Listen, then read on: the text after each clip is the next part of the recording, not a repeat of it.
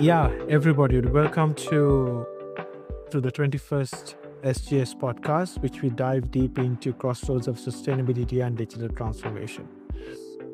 In our previous two episodes, we spoke about by large, is there a climate emergency? We dive into understanding its challenges and its opportunities, and what are the blockers and why these changes are taking time for better sustainability goals and make the world a better place.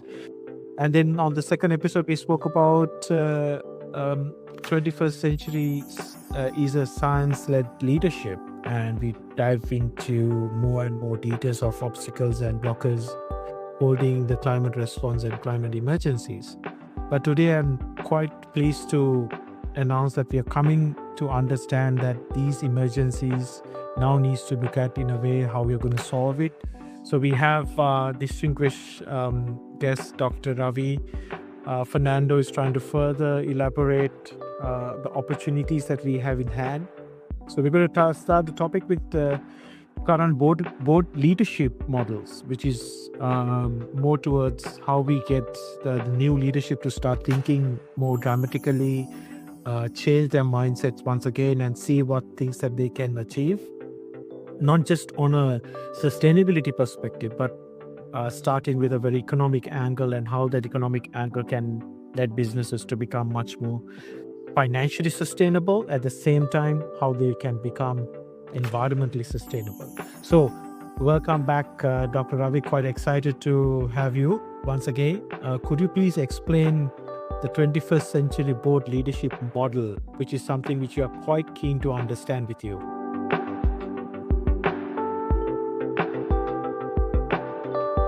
Thanks, Deshana.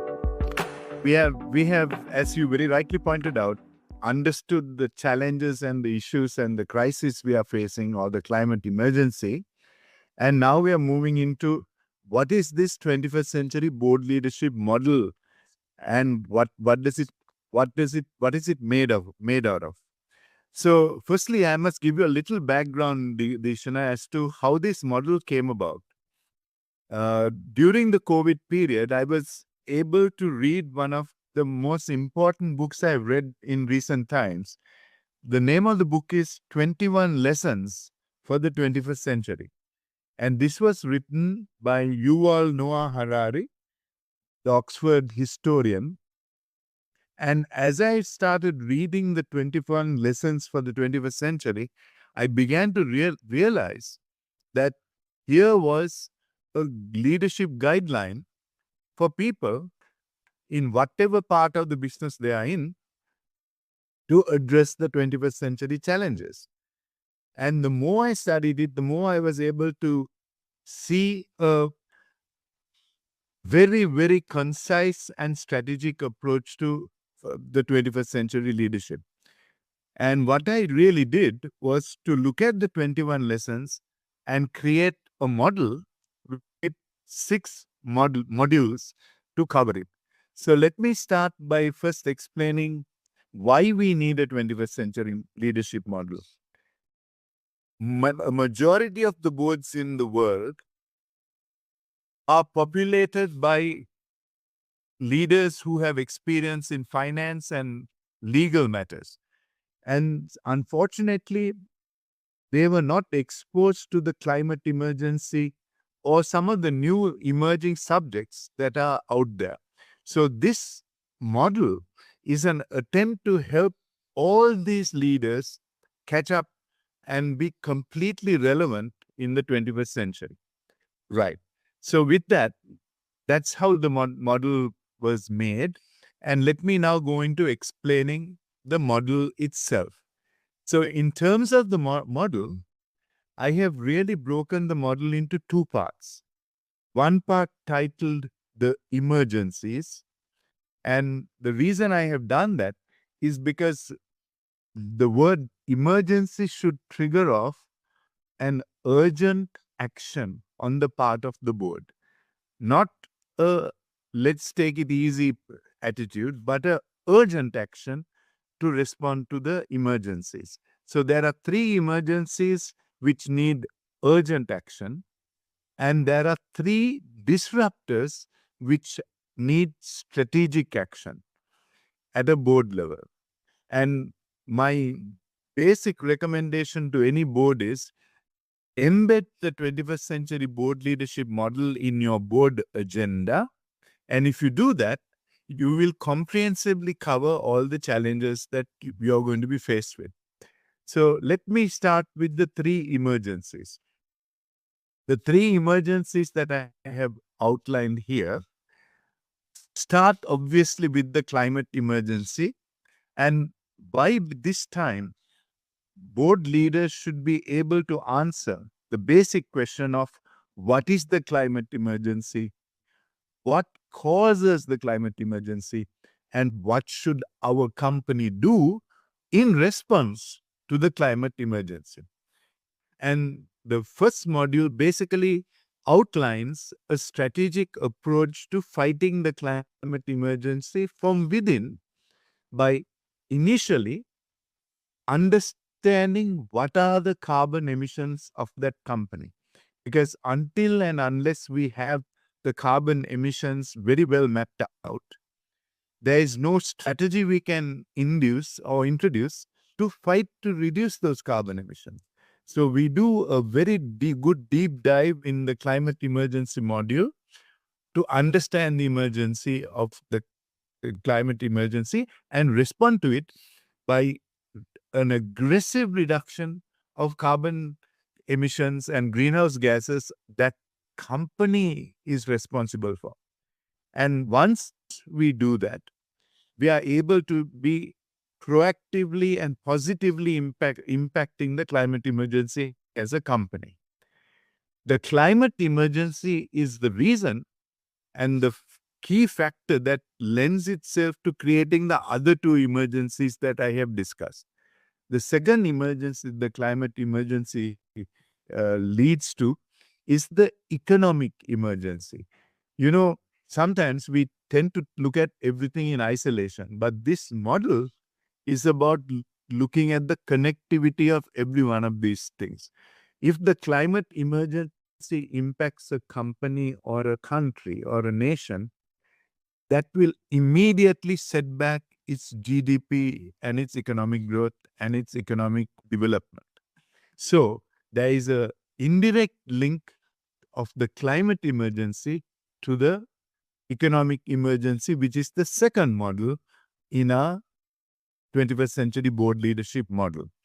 And in the economic emergency, what we are really looking at is businesses revisiting their business models. Now, what do I mean by business models? In terms of business models, you can either have a sustainable economic business model or an unsustainable economic business model.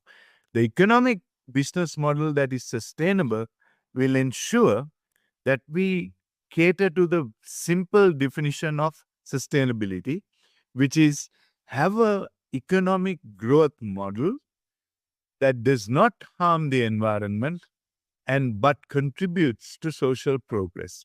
So the second model that we talk about in the 21st century model, board leadership model, is the economic emergency and getting it right. So to get it right, we need to go into detail as to how the company is structured and how the company achieves its top line growth, and to ensure that you're not in any way harming the environment and that you're a steward of the environment as you drive the top line growth. The third model that we talk about in the three emergencies is what we call the health and social emergency. Now, when we talk about health and social emergency, you do remember that how the COVID-19 impacted the whole world and brought the world to a standstill. Global supply chains were all immobilized. Now, besides the fact that we always have a pandemic that could come in once again into the world and be proactively ready for it the next time, there are many health emergencies businesses contributing to without understanding and impacting them. So let me give you 3 areas that companies impact. Number one, most companies will impact air pollution because the major source of energy into and electricity for most companies is tapping onto a grid which is generally running through coal and fossil fuels. So that means you are indirectly contributing to the air pollution of the country or the nation you're in. The second area that a company contributes negatively in health and social issues is the whole area of plastic pollution, single-use plastic pollution. Now, today we are living in a world where there is the great Pacific Ocean plastic patch, which is virtually turning into an island of plastic. And country after country is basically spewing out brand after brand single-use plastics into the oceans. And they say that at the rate of plastic pollution that we are going with, in the coming 3 to 5 years, we'll have more plastic in the ocean than there are fish. And the other issue is, as plastic takes a long time to biodegrade, sometimes 50 to 100 years, the microplastics end up getting swallowed by the fish. And when we eat fish, we end up then ingesting single-use plastic pellets or microplastics into our gut. And this is a major health issue that companies are contributing to without their knowledge. The third area that companies contribute to the health and social issues is by deforesting. Now, a lot of people tend to think that deforestation is an isolated issue. It is not. So there are two impacts when we have deforestation. The first impact is we are directly impacting the rain cycle of a nation, because the rain cycle needs the forest cover. And if we keep impacting the rainforest, cutting down forest cover, that nation's rain cycle is going to be affected dramatically. And when we talk about the Middle East having 5 to 6 days of rain a year, it is not as if the Middle East did not have forest cover when you go back in time and go back in history. In fact, when you read the history books, you hear of the cedars of Lebanon. Now, what happened really in the Middle East is that the Egyptians basically were very interested as a seafaring nation and basically deforested to create ocean liners for themselves. But the bottom line is majority of the nations in the Middle East have a forest cover which is under 3 to 5% of their land. So forest cover also delivers clean oxygen. The trees basically absorb toxins, but if you deforest, then you're not going to be able to do that. So these are 3 health emergencies that companies are responsible for without even their knowledge. So in our first 3 modules in the model, we have the climate emergency, we have the economic emergency, which is about creating a sustainable business model. And the third one is investigating what are the health emergencies that a company is contributing to and to completely eliminate that. Now, the second term there is social emergency. When we talk about social emergency, we are talking of the inequality and disparity of income and livelihoods amongst the difference between the top 2 to 3% of the world's population and the rest of the world's population. And the bottom line is the top 1% of the world's population basically have access to 52% of the world's resources. And the bottom 99% has then the 48%. So one of the things that I advocate in the social emergency part is that companies look at their employees as the first point of call and lift up their employees and support their employees to live a sustainable life and give them a sustainable livelihood. If every company does that with all its employees, then I think we have a sustainable business model appearing. So those are the three emergencies, Dishana. Before I get into the disruptors, are there any questions that have come to your mind in terms of the emergencies? Thank you for that elaboration, Doctor. I believe so. 75% of our global forest is under threat in the sense we have lost, and 60% of the Earth species have eroded in the last 2 decades. I think it's a significant impact. Some of these impacts are not visible to us. I would say it's not threatening enough, so people are still taking things for granted. But as you know, the climate is changing, and some parts of the world is already starts to receive some of those impacts, but it's still not impact enough for them to really think this is an urgency. That's the biggest issue. Um, but I believe that at some point all these things have a correlation to it, because it's a cycle of things which interconnected, interlinked. And if you break one significant part of it, it might not be so visible to the common mind. But if you really go in deep and zoom out, you can start to see some of these impacts, how it can be resonates into every part of the function of the planet, and well as everybody who's living in it. Correct. Thank you for that explanation, Doctor. I think it definitely has a correlations to everything, because it's everything works together. Absolutely. And also, I would like to add something to this, because even if you look at the UN Sustainability Development Goals, which is there are 17 sustainability goals, it's the way I see it, it's not just, oh, we have to do all these things. No, I see innovation in it, because all these things which has been proposed and suggested on a science-led approach is giving you the opportunity to think differently, think innovation. How can we do things better? When you do things better, that means you're bringing better efficiencies. Better efficiencies means you're reducing costs.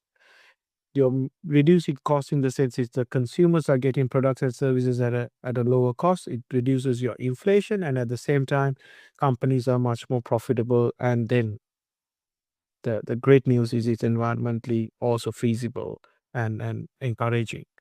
So we need to think things in a very different angle. That's why the mindset and the 21st century leadership is all about, which we Correct. just elaborated. So we just jump into the next one, Emergency. Doctor.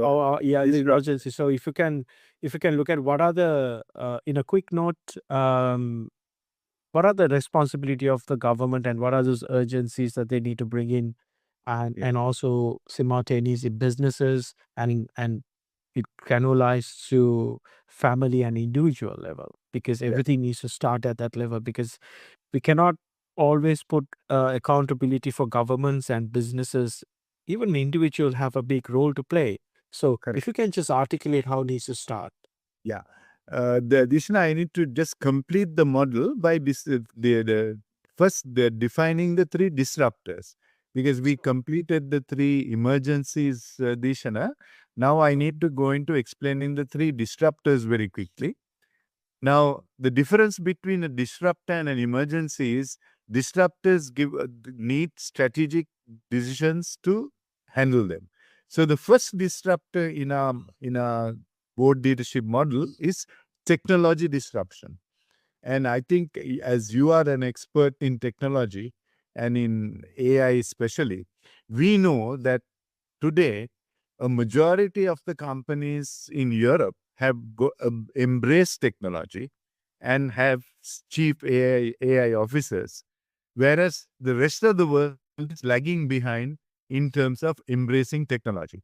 And one of the reasons we have a model on the technology disruption is that the board, any board, should be looking at what technologies might disrupt our business in the short term, in the medium term, in the long term, and embrace those technologies and embed those technologies in the company.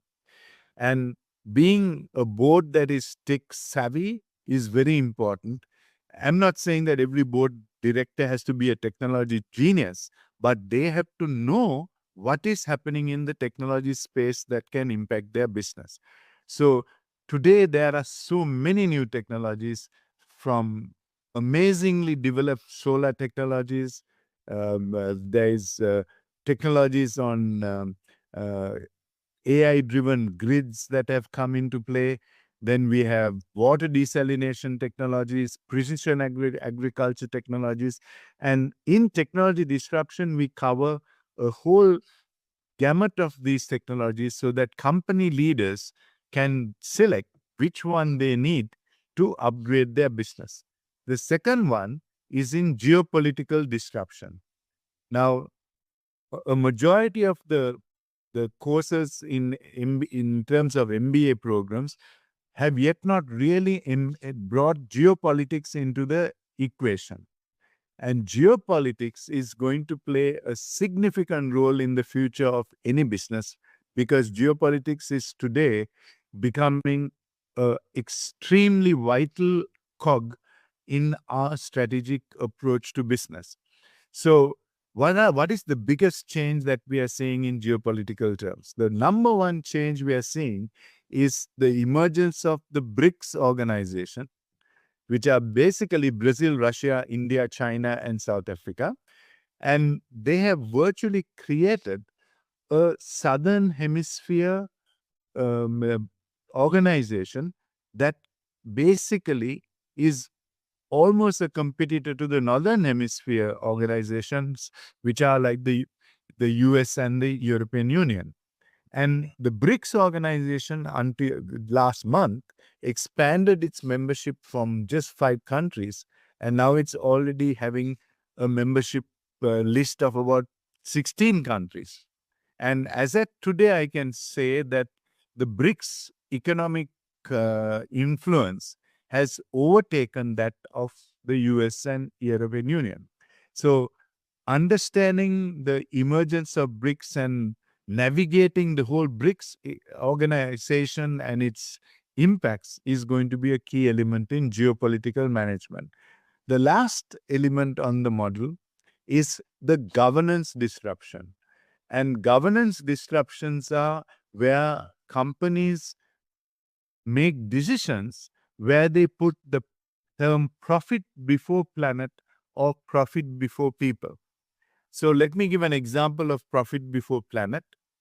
Now, at one of the episodes we did earlier, we've said that the world needs about 6.3 to 6.9 trillion dollars per annum to invest to create a green economy and to leverage the whole renewable side for the world by 2030 every year. Right now, most nations are subsidizing fossil fuels to the tune of 7 trillion US dollars per annum. And there goes the money that could have been spent on doing the right thing. We are reducing the fossil fuel costs and thereby increasing the chances of the climate emergency. So one of the roles of the governance model is to ensure that businesses review and start putting planet and people before profit in their decision making, and to ensure they're achieving the governance model. I want to go very quickly into the three solutions. The first one is, so what should governments do urgently? I would say the priority for every government on the planet is to reduce fossil fuel use and increase renewable energy use. That is goal number 7, which is move to renewable energy sources. And the reason I say that is, if a nation does everything else but does not reduce the use of fossil fuels, the planet will get warmer and warmer, and the economic devastation will increase dramatically. So the first priority for any government is to move into renewables and to get to the 80% renewable target by 2030. I would say this is the first and most important target. And once they do that, they must also then move into getting into the whole electrification of public transportation and develop infrastructure to achieve that. And there is yet a massive need to come out to develop the green hydrogen side for the air transport and shipping. So these are the three focuses that I think governments should pursue.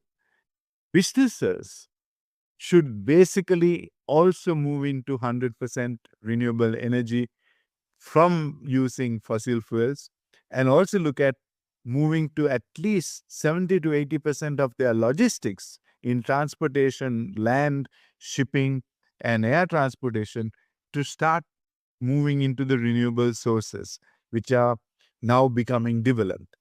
And also look at making sure their supply chains are totally sustainable supply chains and not unsustainable supply chains. So those are the three focuses for a business. Lastly, what should households do urgently? The same goal that I talked about that the governments should mobilize, which is goal number 7, moving into 80% renewable energy.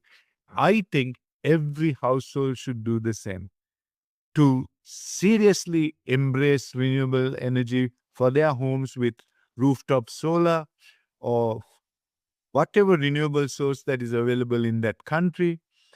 Because if every household persists and with using grid energy, which is generally supplied by coal power and diesel fuels, then we have a serious crisis. So that is what every household should do, and also look at using renewable and electric vehicle transportation for their transportation, and give up using petrol or diesel vehicles, because anyway the European Union and places have already started looking at 2035 as the cutoff point for diesel and petrol vehicles.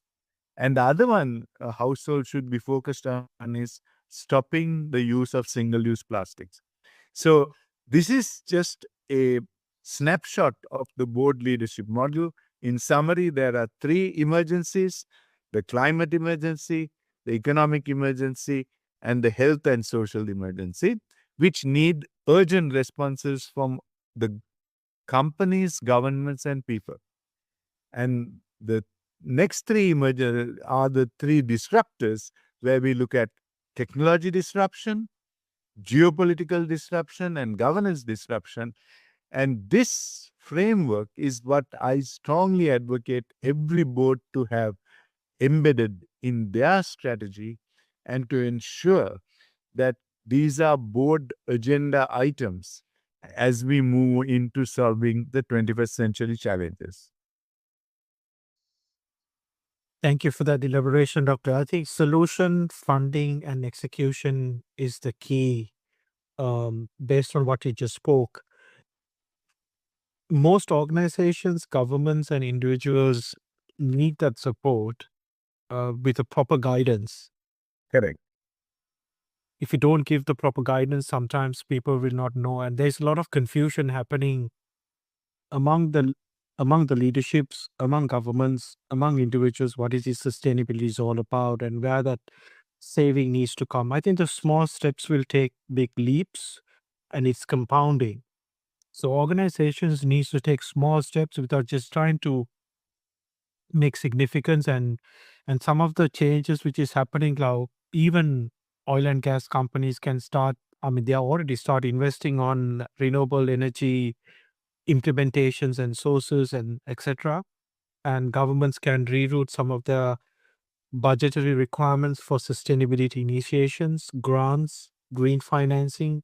All those things can make initiations, because that capital expenditure is much more less than when you have to deal with climate emergencies. That will become far significant, and rebuilding new structures around it is going to be much more costly. So that will lead into our final conversation on the episode 3. Thank you very much, Doctor. We are looking forward to hear some of the technology disruptions, social and well as geopolitical elements, how we can bring together to make this a success.